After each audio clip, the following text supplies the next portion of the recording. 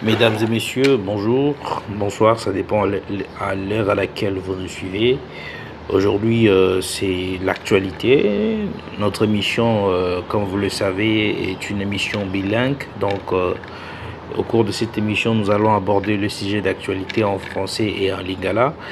Et la grande information d'aujourd'hui est de savoir si l'ancien président de la CENI, Corneille Nangaa, a été tué par le FRDC au Massissi ou non. Ça, c'est la plus grande question qui fait justement notre sujet d'actualité aujourd'hui.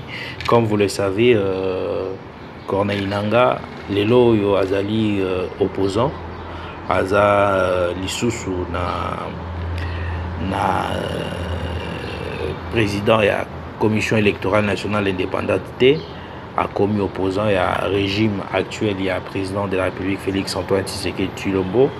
Corneille Nangaa a côté Nakati à opposition, ça fait quelque temps, il a créé un parti politique qui était plutôt proche du FCC que de l'Union Sacrée. Quelque temps après qu'il ait reçu l'agrément de son parti, à Kenda Kiboye, il a commencé à faire des déclarations au niveau de l'Europe. Et finalement, à partir du Kenya, où il s'est exilé, il a créé un mouvement insurrectionnel, un mouvement de rébellion appelé Alliance des fleuves Congo depuis le Kenya. Et pour les raisons qu'il a évoquées de la création justement de ce mouvement rebelle et que il y a un sérieux problème, il y a une haine tribale qu'il veut combattre et la mauvaise gestion du pays. Ce sont les raisons que l'ancien président de la CENI, Corneille Nangaa, a évoquées au niveau du Kenya lors justement de la création de l'Alliance Fleuve Congo.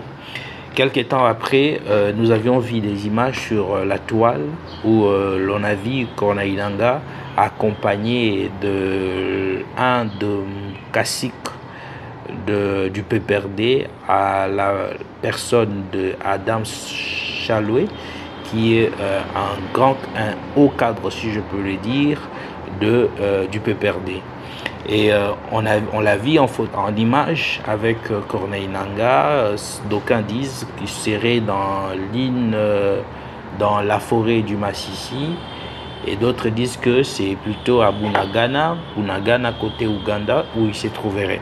Ce qui est vrai que aujourd'hui l'Alliance Fleuve Congo a rejoint justement le combat du M23 et du côté justement de l'ennemi de la République, l'Alliance Fleuve Congo est avec justement le mouvement du 23 mars. Donc Corneille Nangaa est justement aujourd'hui avec Willy Ngoma, Bertrand Bissimois et tous les restes qui constituent justement le noyau du mouvement du 1-23 qu'il a justement rejoint depuis quelques temps. Là n'est pas le problème. Le problème est tout ce que nous constatons aujourd'hui, le revirement de Corneille Nangaa. Comment expliquer que vous étiez dans les années passées chef de corps d'une grande institution à l'appui à la démocratie comme la CENI, quelques temps après, vous vous retrouvez dans une rébellion.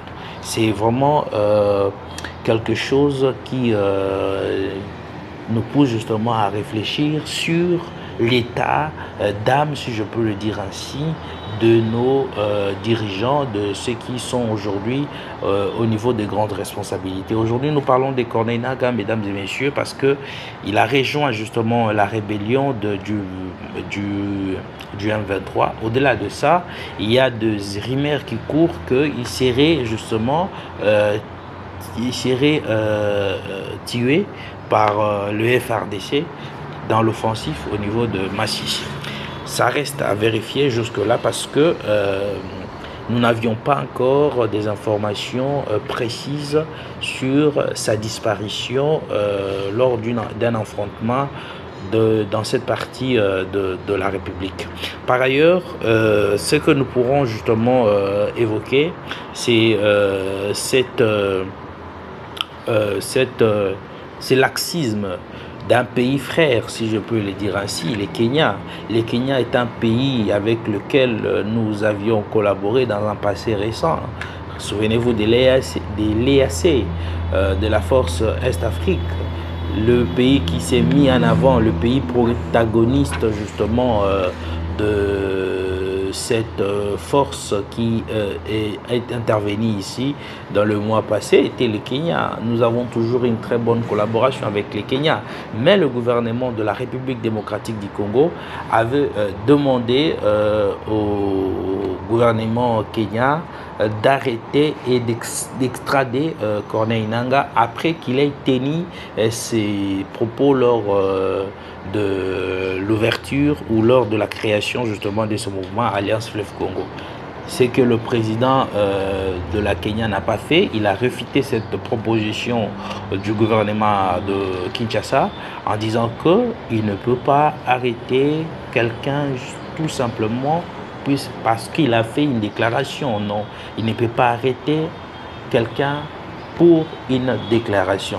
Il ne peut arrêter que de criminels.